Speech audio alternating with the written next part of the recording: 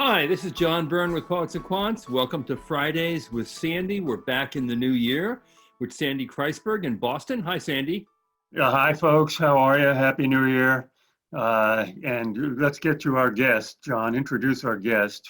Our guest is a relative young person. His name is Solomon.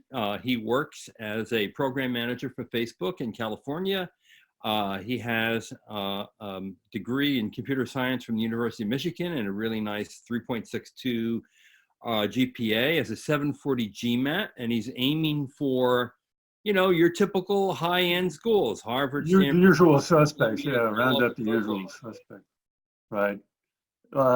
Okay, so what we got here is a guy from the University of Michigan, BS in computer science. That's good, that's good. Works for Facebook, that's great. And he's got a 3.6 and a 740. John, tell our audience how this guy does not get into Harvard Business School.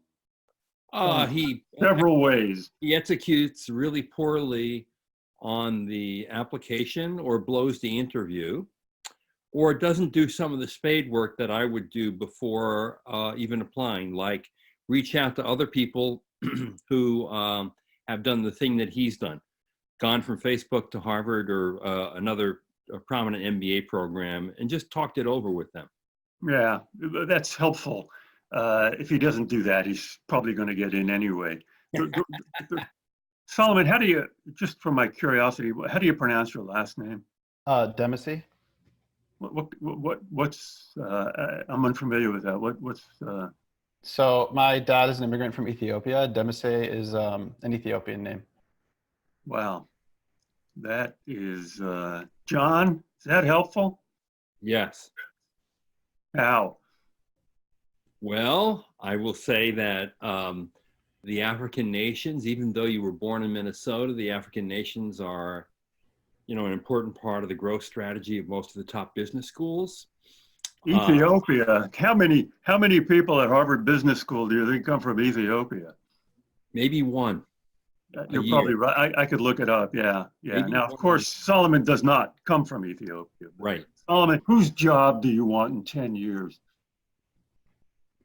Good question. So I think that in general, I want to stay within either product or program management if I go sort of the larger company route. And in 10 years, I would hope to sort of be moving into the more senior level within either program or product management. You mean you plan to go back to Facebook? Not necessarily. So kind of, for me, I'm also interested in entrepreneurship.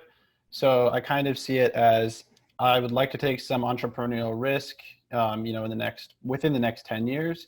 And if that goes well, continue to be an entrepreneur. And if it's something that I choose to go back to, like, yeah, is there any basis for that, or is that just something you want to do? Entrepreneurship? Yeah. So I guess I spent some time starting a business my senior year of university with a couple of my friends. And I think that kind of sparked just general interest in entrepreneurship. Just kind of building things from scratch was pretty exciting. Yeah. I suppose it's all right. They hear a lot of that. You've got a lot of stuff that you actually come by more on, quote unquote, honestly. Are you familiar with the Stanford application, Solomon? I am not. What matters most to you and why? That's the Stanford essay. And it's been that for a long, long time. So just off the top of your head, what would you say? Wow. It's pretty open-ended. I think there's a few different avenues I would potentially go down. One of them would be sort of working on, I would say, just talking about like the social impact of the work I'm doing. Because I believe, you know, a lot of technology companies now are having a disproportionate influence on everyday people's lives, and sort of making sure that it's in line with my own values. That would definitely be one of the things that matters the most to me. Perhaps I could tie that into, like, yeah, you're on what do they say there? You got the right lyrics. Maybe the melody could be better, but that's the Stanford shtick. You actually had two ideas. One was social impact. of what you do. That is very important. And then I think you were concerned with a kind of a governance idea about having it, the company do something you believe in. Both of those are good Stanfordy ideas. And then who are other people or events that you could conform to the same template, if you know what I'm saying? Yeah. Yeah, so your mom could be important because she worked in the social sector and raised you. What else, Solomon? So I think that kind of talking about how my grandpa has influenced me, I think the biggest thing is just being around him and how sort of unbelievably meticulous he is with his time. His time is incredibly precious. Like he has the day planned out in like almost 5-minute increments. Well, that's a good habit for him. And I get a picture of what kind of guy he is, and those are good habits. How Stanfordy do you think that is, John? My grandfather plans his day in 5-minute intervals. I think that's actually magic. Really? I mean, how many candidates does Stanford have? An Ethiopian grandfather. Oh yeah, that part's who yeah. is a real role model, and that's dynamite. Yeah.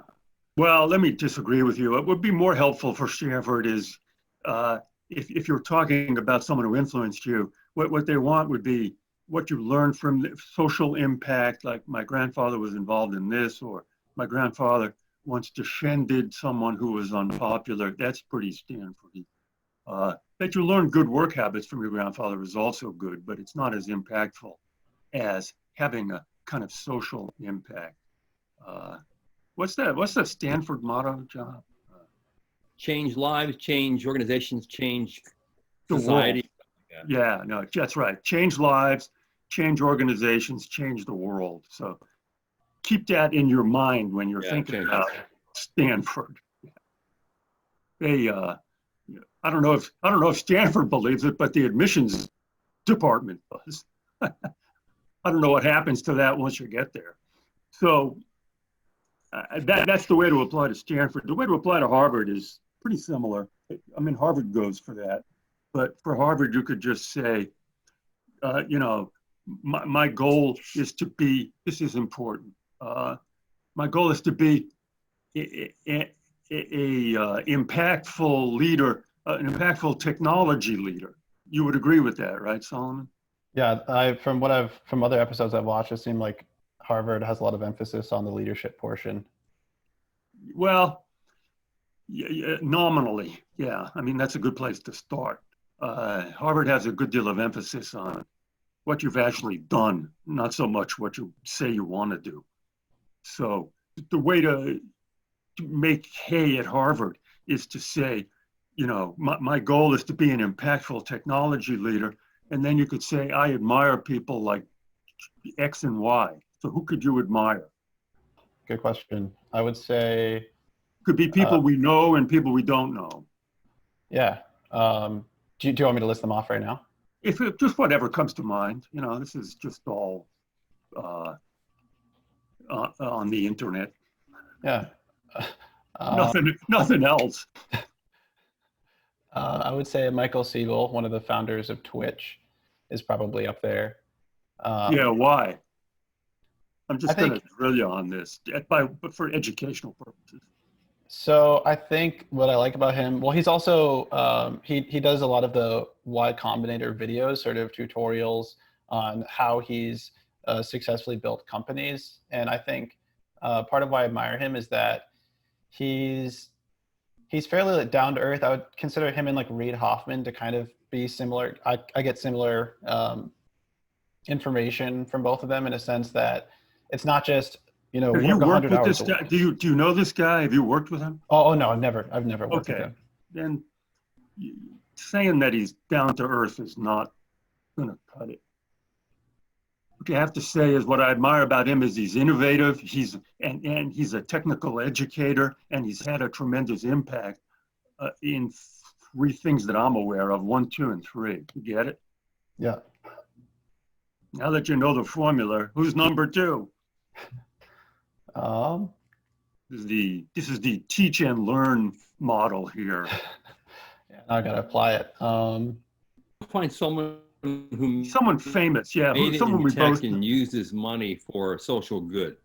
Yeah, probably Bill Gates then. Yeah, Bill Gates is sure. okay. You know, it's not exactly gonna. Well, he also paid for me to go to school as well, so that's why I Thank came you. in mind. Did you get a Gates fellowship or something? Yeah, I got a Gates scholarship. That's why I thought it would be relevant. Yeah, that's a good choice. Oh, Sure. well, then that's really good. Yeah, yeah, you could say. That's good. Yeah.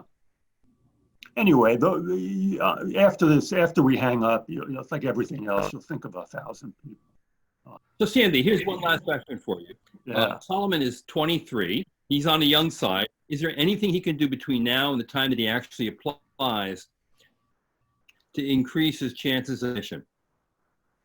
Yeah, excellent question. Solomon, are you involved in anything like outside of work, extracurricular? So I've just started with an organization that helps mentor college-bound youth in Oakland, specifically from like first-generation students going to university for the first time and they're the first in their families. Well, one thing you could do is get more active in that. Okay. If it's possible. So that would be one thing. Let's say that that's not going to happen, since it usually doesn't. I would just keep your nose clean. Facebook is if you could get promoted, or what you should start doing is thinking very strategically about your recommendations. Mm-hmm. Like they usually expect a recommendation from your current supervisor and then somebody else. So the somebody else, in a perfect world, would be somebody who could add value, but who also knows you. So you got to start thinking along those terms. So what are his odds of Harvard and Stanford? Boy, this guy is totally solid. What he lacks at Stanford is the X factor. You don't have that, something else. So that means your chances at Stanford, start to retreat back to 20, 30, 35%.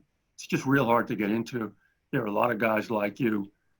They've got 8 guys like you, and they'll say, why should we take this guy?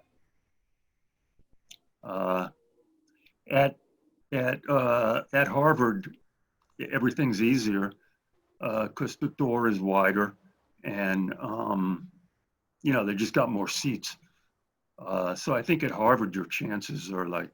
And they'd love to take you out of California and bring you. Yeah, and at Harvard, the Facebook thing is very attractive. Yeah, both schools, particularly Harvard. Harvard wants a Facebook guy in their sector.